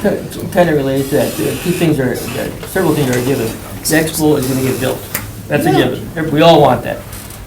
Green Bay is gonna participate, that's a given. Yeah. Is there a better win-win solution? I happen to think there is. I don't think what we have in front of us is the best win-win solution. Is that a big delay? Probably not. Probably not. It's a matter of some folks just getting together and come up with a better win-win solution. Up to now, it's been our way or no way. This is what's been presented, and this is what you're gonna vote on. And I just think there's a better negotiated win-win solution where everybody wins. Downtown Green Bay's gotta be strong. Ashwaubenu's gotta be strong. The Expo Center's gonna be there. Titletown District's gonna be there. We all have to be strong. I just think there's a better solution than what's been presented. I don't think it's gonna delay the project. We could separate the sales tax decision from the room tax decision. We're not talking a lot of time here. I just think there's a better solution, and we just haven't hammered it out there, that's all. Yes, Can I speak again? Please. So, what I'm confused by is this better deal conversation. The $21.5 million that the county provided the city of Green Bay for the community, that wasn't a good deal? When we have to take responsibility for maintenance at the end, while the county provides maintenance. So in the end, for other Brown facilities. County does not have the ability to issue a room tax. So where is Brown County going to come up with the revenue or the funds to maintain the Resch and a new expo hall? It's not a room tax. And the city would like to do that. We don't have the room tax. We don't get the $300,000 that we get for administrative fees. We don't have the $350,000, well, technically, we do get a $350,000 through our lease agreement, but we don't get the administrative fee. City of Green Bay is receiving almost $700,000 annually to maintain their facility. I would hope that the city council, the RDA, are having conversations about these $25, $15 million 12 years in advance, or whenever it might come forward as far as those developments. I would hope that we're setting those dollars aside. Hopefully, they're not being sucked up in the general obligations of the operations of the budget. Brown County doesn't have that room tax to fund the costs associated. Brown County as a government decided that we would take on the obligation of the debt and guarantee the KI-1 and the Resch Center. That's why. In the end, what's the better deal? You're asking a county board, which just took a major vote, basically put everything on pause, to wait for the city of Green Bay to come back with its wish list, because this is really what it comes down to, control and projects, right? They're asking for Brown County to basically say, we have an idea of projects in 2029 that we want to fund. In the end, we don't know what the cost of this project is going to be.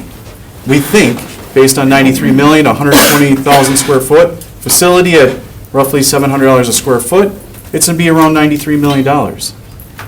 In the end, we won't expend those dollars until we know that we have a revenue source to pay for it. And then at that point, it's been negotiated by the city, by Alderman Moore and a number of other aldermen.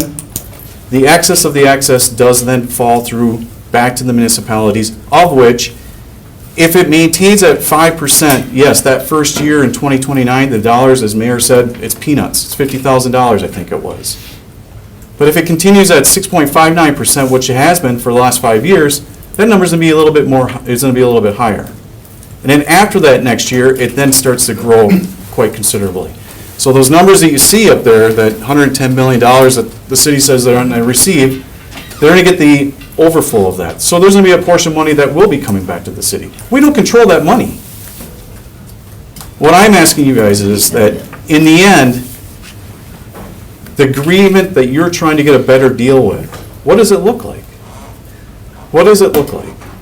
In the end, it's an agreement that basically, for right now, Brown County has already did the first part of the agreement. We came and provided $21.5 million for K2. I think that's an important part of the conversation that we shouldn't forget. The second part of the agreement is that we're going to fund a new expo hall, of which nobody knows what the cost is going to be. We project somewhere around that $93 million price. Second part of the agreement is that you get the excess of the excess after everything's been paid to go towards projects that have been identified that are in need. Now, let's keep in mind, these dollars cannot be used for maintenance. We think we've all came to that understanding. So from that standpoint, I'm not sure what the next better deal is outside of having the ability to give the municipalities the excess. Are you going to ask the county to say that we want all the municipalities to agree that Green Bay is going to be able to fund a parking ramp? I think that's going to be a difficult sell. Right now, today, with the way this has been so parochial. What is the better deal? That's what I'm not sure about, because in the end, everything's a projection. We would have to figure out and wait until we did the actual architectural and design work to actually have a real cost to be able to figure out what's going to be available. But then we're going to still have to sit back and go, what's the projections? We're still projecting out what 2029 looks like. Guys, this is a good faith measure. Cooperation. Brown County was there in the advance, and as I said to the mayor earlier, and I said to him many times, doesn't like me bringing up Mr. Albinger's name, we specifically said, let's do this together as a community like we did before. I'm not ready, I'm not willing to wait for the county board, which won't take a vote. We're shovel ready, support our project. We did that with the understanding that the mayor would be supportive of us. And he is. In the end, you heard him. He said he's supporting the expo hall. He's looking for a better deal. I'm not sure what that better deal is. That's the negotiating. Right. We've been negotiating for a long time. No, we haven't. Here again, just two comments. We've been negotiating for a long time. No, we haven't. Okay, two facts. Unfortunately, they conflict with one another. From my standpoint, and what I would love the RDA to do is say, okay, because I don't know which fact is true. You go back, and I don't care if you slug it out, but there can be, there's always a better deal. We're not protected at any point in time. Yes, we got the 21 million, that may be in the curse, because now we're going to have a building that requires not only maintenance, but may some capital expenditures. And we have, what we saw was a foreseen source of revenue to help cover that, gone. Well, we're the only one, we're going to be the only community that is in that position. Ashwaubenon is taken out of it by the county. The other communities don't have either of these types of You resources. have revenue that you can tax and receive to pay for it. The county doesn't have that. The county's protection was to maintain that 21 million for itself to protect the investment that we were going to take over. In the end, we allowed it to go forward. We don't have the ability to raise a room tax that's a user-based tax that's from outside the community. The taxes that we assess are property and sales, which in fact impact people of our community. So in the end, you still have in 2029, 2043, 2050, the ability to collect the room tax. So in the end, you get the excess of the excess, you get it. And again, step back and think about the fact that there's a building. What's the projection on the excess of the excess? We projected the need for the expo center at 96 or 100 million or whatever it's going to be. That's a projection. Everything, and with all due respect, but if we can project those things, why don't we have a projection of what that waterfall, well, all the buckets are filled, what in fact there's going to be left to be distributed. It's not just, I mean, it goes back to proportionate. At 5%, I think it was, does anybody have that sheet? Depends on the growth in the room. It was in the agreement. In the room tax. So where would you take the money out? Dollar amount? What pot do you want to deplete in order to change that? That's the I'm question. sorry, Allison, It all depends on the growth in the room tax. Okay, so we can pick whatever number you want, but at the end of the day, what pot do you want to eliminate in order for the city to get more money? well, why don't we add? That's the response. Everything that Vanessa has brought up in the discussions, we have waited time and again for the city to respond in these negotiations. Every issue she has brought up, we have discussed, And said no. and we have not said no. We have worked through every issue. She agreed to them as of yesterday. again, I'm But if you want to two things. deplete a pot, then you need to tell us what pot you want depleted. Add a pot before the distribution to the communities after the fifth bucket is filled, and that's the increase of the reserves to $7 million.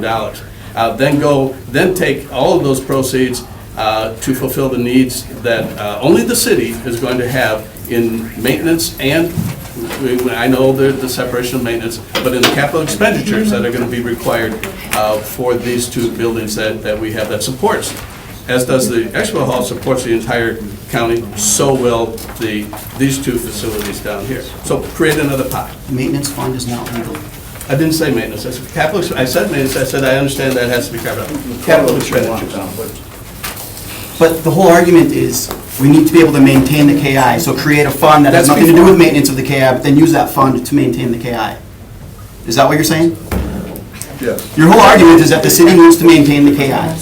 And you're saying have another bucket for capital. Well, it's not just- That's not maintaining the KI. The city has certain resources to maintain, but if you take the maintenance funds out of the city's flow of funds, you have nothing left for capital expenditures. Or little, or, I don't know. You're calling this a foreseen source of revenue, but that's like me counting on my social security in 25 years. I mean, you're counting on a source of revenue that's... I'm just saying to protect something that is good for the entire county. Let's hold up a minute, we have another. Thank you, I'm Chad Waniger from the county. Beard ran some projections. I just want to clean up some things.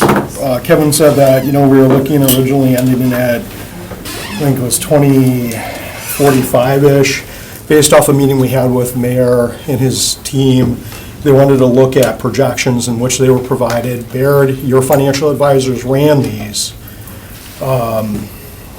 So what we have is the excess shortfall after VCB. Really, it's a pretty tight deal up until 2029. The reason why it's a tight deal is because there's not a lot of excess of the excess available. So the county is putting in roughly $15 million in sales tax, an additional $8 million in room tax to make up that gap funding in those first few years. After that, in 2030, and these have been provided to city staff, so they do know that there is excess of the excess. It goes from roughly 1 million up to 18 million, and then your percent is roughly, I think, 43% of that. The other fact that has not been really talked about is from 2017 until 2029, the majority of the funds to pay for the KI expansion is coming from outside communities. Period. Actually, Kevin? No, because if you look at that, from KI1, the portion of Green Bay is using a 4.7%, is roughly about 9 million, KI2 is 12, so if the portion of collection, if you're roughly 43%, 43 minus the 100% means the other 50% is coming from outside your municipality. The dollars that are going to pay KI2 are coming together. That's not all of Green Bay's money. That's all the other municipalities' money. And if your collection and your collection is only roughly 43%, the other percent of the 100% is coming from other municipalities, period. So the other municipalities are subsidizing the KI2. So I think that point needs to be made. The other point is that I don't know why this keeps on coming up, but it's been pretty clear that you cannot use. I carved it away. Okay, Forget it. so that was the other fact. And there were a number of other misstatements, but these are the pieces, I just want to make sure are facts. This comes from the city's financial advisor, so this is what was provided to the city. Period. I don't want to argue with Chad, we're kind of friends, but I just want to say that, Kind of. what I just want to say, since, I don't want to get into this parochial thing, so since '99, if you go back, the city has contributed much more than it has gotten back. So that's a bad argument, that 43%. There are a couple of years where, but if you go back to 1999 and what went to Resch, what went to downtown, that's not a good argument that he's making. Right now, he's right that there is a couple of years, but they're not back in the bonds, and we could go on our own. To the mayor's point, 99 agreement that was made with Resch and KI1, $3.95 fresh, 25 cents KI. 2012, evened it up a little bit in terms of now you have KI2. So in terms of, yes, I think there was some contributions from Ashwaubenon or the other municipalities in terms of if Green Bay were to go it alone, we couldn't do it on our own. But room tax has been growing. And again, and I'll talk about the projections, whether you grow at 1%, 3%, 5%. But if you look at, even at 3%, if the city were on its own, it would have enough to cover KI1, KI2 starting next year. It seems Chad, to do you have be more to say? hearing- Yeah, actually, I lost my sheet. It was actually really to counterpoint the mayor's.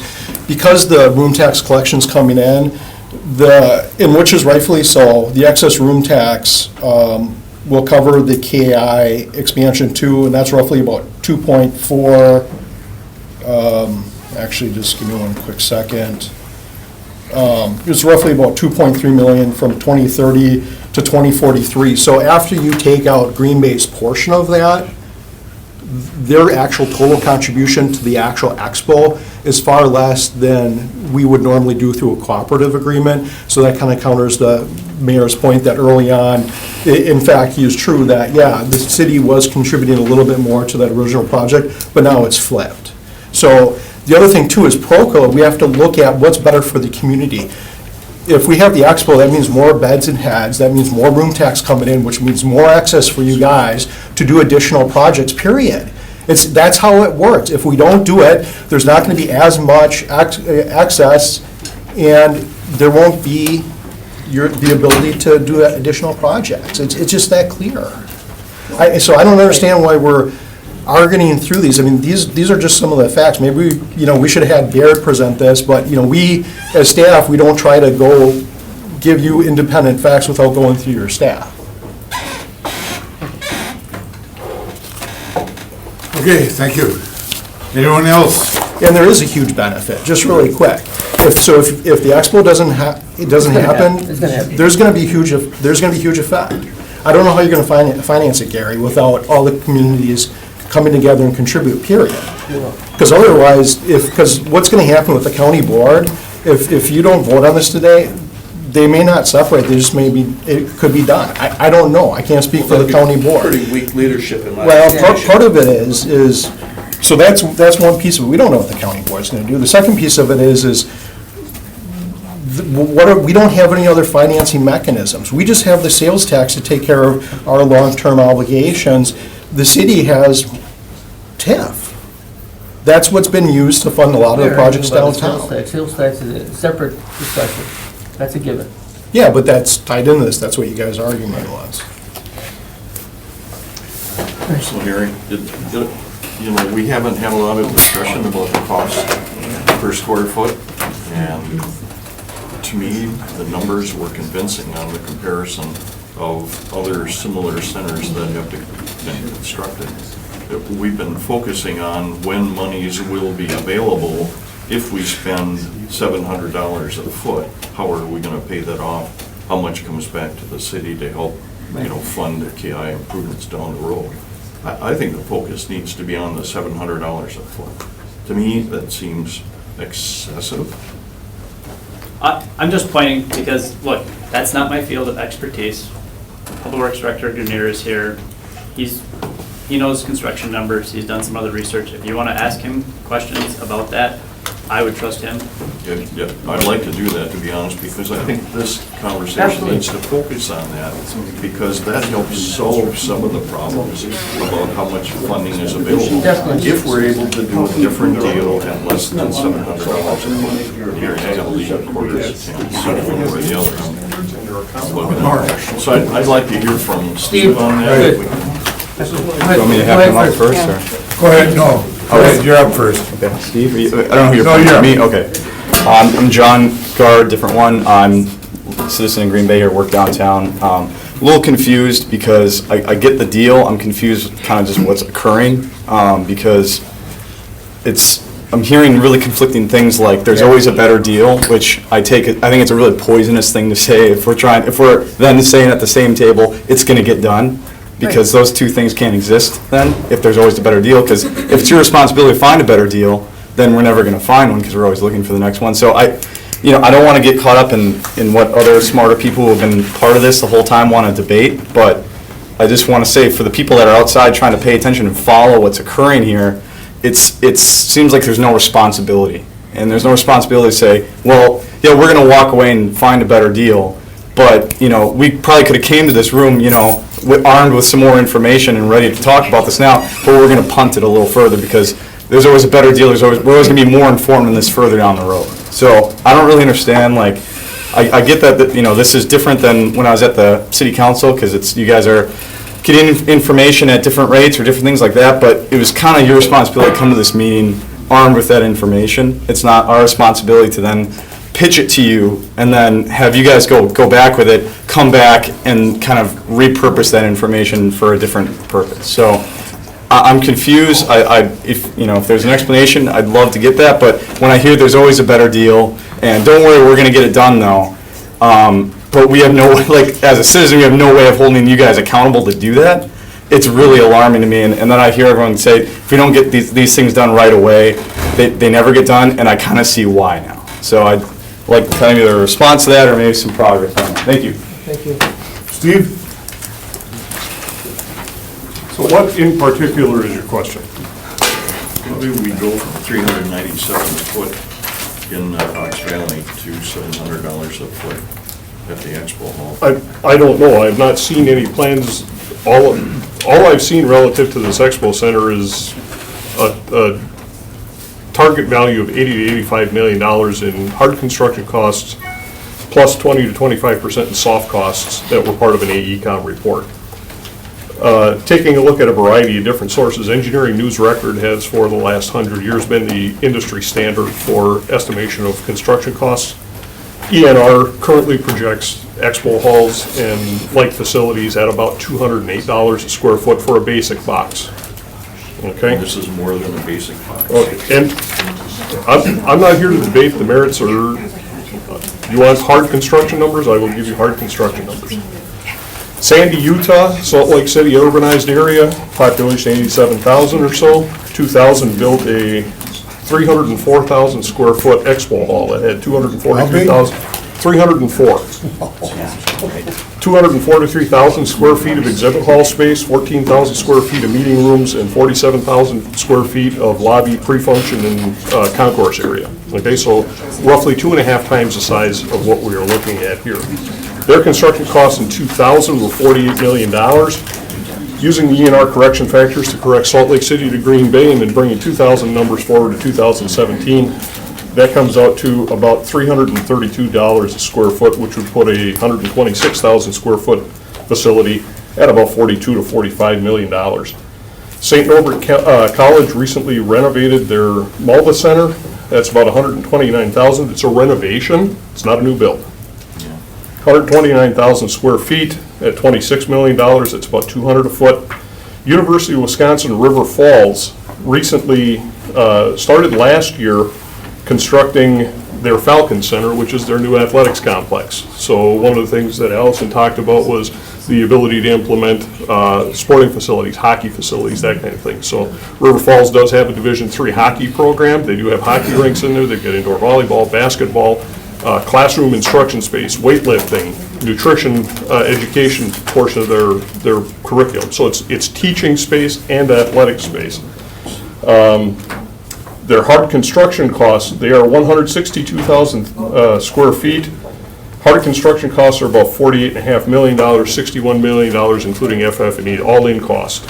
So including their soft costs, they're about $61 million, which is about $391 a square foot. And that is opening this fall. So they're all below 400. Well, Correct. 100 Square foot. argument's sake, yeah. Really? And I think until we get into the design, we really won't know. Well, that's. Okay, anyone else from the public? I'll ask for a motion to return regular business. Motion and second, then return on regular order of business. Those in favor say aye. Aye. Opposed, carried.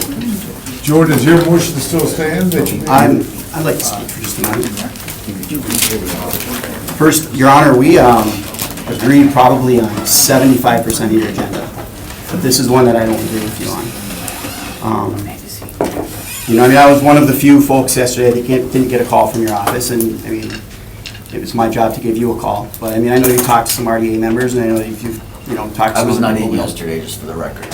Okay, and that's fine, if it's off the clock, it's off the clock, but whatever. I think, look, the reason I'm supporting this, we keep looking at this hotel tax as a revenue. Even you said this is a revenue source for us, but it's not a revenue. It's not affecting our general budget right now. Other than the $300,000 in revenue that we're getting from the KI, that goes into our general budget. Maybe it's paying overtime, maybe it's fixing potholes in the road, whatever. And $300,000 in administration. I'm not sure where exactly that goes, but I know a portion is also put into a maintenance fund for KI. That's the only part of the of revenue that we actually have on this hotel tax. You know what? Remember we used to get in the mail from the Social Security, you'd open it up and it would tell you how much money you're going to get when you retire in 40 years? But who really counts on that money? I'm looking at this the same way. Are we really in 2030 counting on this revenue to be here if this project doesn't go through? That revenue is guaranteed, it will be there, no doubt, and we're not making any preparations now for any kind of an alternative to a parking ramp that we know we need and we knew we were going to need pretty much since it was built? Can I answer that? Because the answer is yes. And Okay. you were at the meeting, it was an 11-1 vote, Annie Dickinson asked me that question. I'm like, look, this, besides my joke at that time, was besides property taxes and parking tickets, this is our only revenue source. So, look, I know we don't agree on this all the time, but I want to tell you, I look at this as a potential revenue source. I think there's always going to be hotels needed in Greater Green Bay. I don't think it's going to go away. And as you know, we just tapped into the Airbnb, so I think there's going to be a lot of money. So, yes. Well, I'm going to say that as a revenue source, it does not have an effect on our budget. When it will have an effect on our budget will be 2029, when we will not be paying our bonds out of pocket, which is, I think the number was 32, just under, it was a little less than $33 million. It's going to be coming out of our pocket to pay off the rest of those bonds. And I'm looking at that $33 million that's actually coming out of our pocket toward KI as our actual investment into this expo center, and not looking at this revenue, not counting on this revenue. If there's revenue there, that's great. And using $700 a square foot to build this thing, I'm fine with that, because if it comes in at 400 or 450, then that's fantastic. That's even more revenue for us. But I'm not counting on that money to be there. I'd rather estimate low and get high. Get high, that was nice. Right? Right. So, but I'd rather see us come out ahead at the end and estimate everything high at this point right now. We don't know where it's going to be, but we have elected county supervisors that are going to be voting on the designs of this building and voting on the final cost of this building and voting on the bonding. My supervisor's here. I'm glad she came. And if I don't agree with it, then that's my avenue. I use government. I use good government. I talk to my elected leader. I sit down with her and I say, hey, what are we doing here? This is, what are we building? And then that's how I get to make my vote. And that's how the residents get to make their vote on what's going up and how much it's going to cost. As far as the benefit for us, like I said, I'm looking at that $33 million out of our pocket as our investment into what could potentially be a $90 million expo center. A third of the cost when we're just under 50% of the population. And as a bargaining chip for Dr. Vonk and for your economic development team, Mayor, you're part of that team, to be able to talk to anybody that's looking to come to the city to expand arts, sciences, education, medical, hospitality, talking to developers, investors, national chains. Look, what big thing is encouraging our young talent to stay in Green Bay. Our young talent is not looking at what we're going to do in 2030. They're here right now. We have a lot of great talent and very engaged talent in the city right now. And we need to keep doing things to get them to stay. But what a bargaining chip that you have to say, look, we're part of a $225 million public investment into our community. What other community is putting this kind of money and investing it into things like libraries and museums? And I get it's a package deal, but we get to sell the whole package. We get to sell what the county is doing with the sales tax. Now, if we kill this, and it goes away, Gary, you're very, very optimistic about this. Yes, I am. You should be.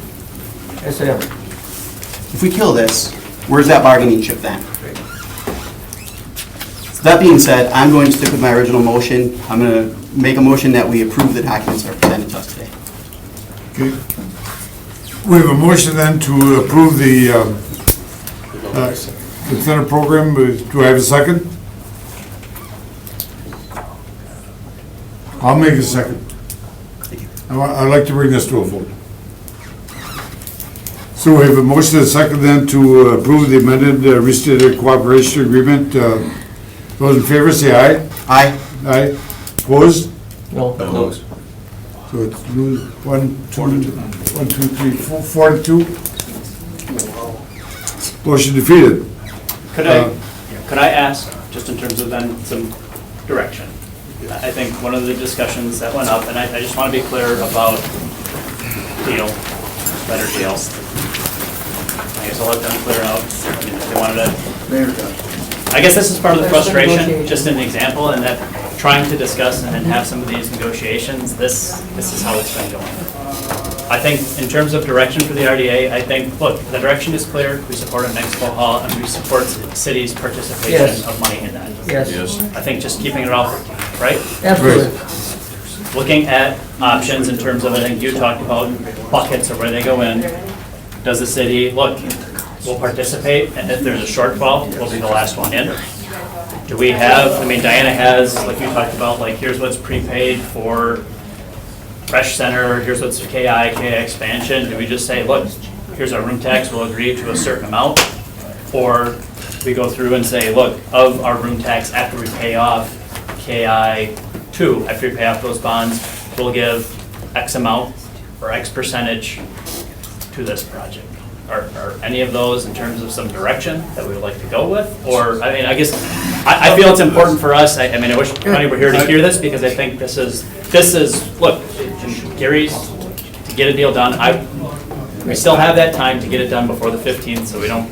Here was where I was with quote-unquote motions. One was a request, I can't make it because John is left. And that was that they do in fact separate these two issues. Only for the purpose of giving a little bit of time. You know, there were comments made about, you know, it's kind of sarcastically about there's always a better deal. Well, you show me the perfect deal, and then I'll agree with that. But there is always a better deal. But not even looking for better, we're looking for a very palatable deal, and I think that can be there. My sense is the negotiations have been just horrendous here. Is there nothing that can be done to improve? I'm going to agree with the buckets. When Allison was here, my comment was, well, then throw a bucket right underneath before we distribute out, before we put the 700 reserve, or someplace in there, put another bucket that we're the only community that's going to be, have the capital expenditure requirements for this type of a venue, whether it be a convention or an expo hall. The rest of it will be the county. They're levying sales tax, we can't levy sales tax. But my motion would have been a request, number one, carve them out, number two, table. I would just say table this thing. You can still make a motion to table it. Well, The motion I made failed, you can make another motion. Well, yeah, that's right, yeah, it did fail, so. I want to go back to my point, though. I seriously think the way to the better deal is talking about the price per square foot. You know, I'm an accountant, I'm not a construction expert. We heard from the construction expert. I think we're zeroing in around $400 a square foot current cost. $700 a square foot is like 40% of the project. That's huge. And Steve gave some examples where you have hockey rinks, ice rinks, which are the complexities in building this kind of a facility. I think the formula as it exists now, while it may not be the best or the perfect kind of formula, would be taken care of by better controlling the construction cost. Because the projections on sales tax and room tax are going to be the same as what they are right now. So to me, it's all about the square foot cost of construction. So, you know, I'm thinking, can we put a cap on the price per square foot? Unlikely. Sure, it sure wouldn't be $700. No. I mean, you have a home budget, right? I gotta go out and buy a car because I gotta get back and forth to work. You know, I can go out and buy that Cadillac Escalade, or I can buy, you know, a Toyota Matrix or something like that. So. That's me. Does that help? Yeah, I mean, do you want to make a formal motion to direct that? Marcus, there are some things, I think you're right. Alderman Moore, okay, I'm one of your biggest fans. I will tell you, I would like an opportunity to show RDA a couple different options. This expo hall will get built. I didn't want to say, this expo hall will get built, it'll be the most quality expo hall, but I want to get back to, we will come up with something that is going to assure that the downtown grows at the same time, not all one, and hoping for some excess of the excess of the excess to do things we want. We can grow together, and if you give us that opportunity, I don't know that you were in any negotiating with the county. I mean, when you and Tom Duane came back, they had talked to us about that some time ago, but is there a perfect deal? I don't know what perfect is, but is there something that's gonna elevate this community and make us one of the strongest regions in the state? The answer is yes. I'd like you to be part of that team. I think you understand this, and Jim's onto a little bit of point with, if it exceeds, I mean, we don't wanna build anything, we wanna build the best one in the state. I mean, we do.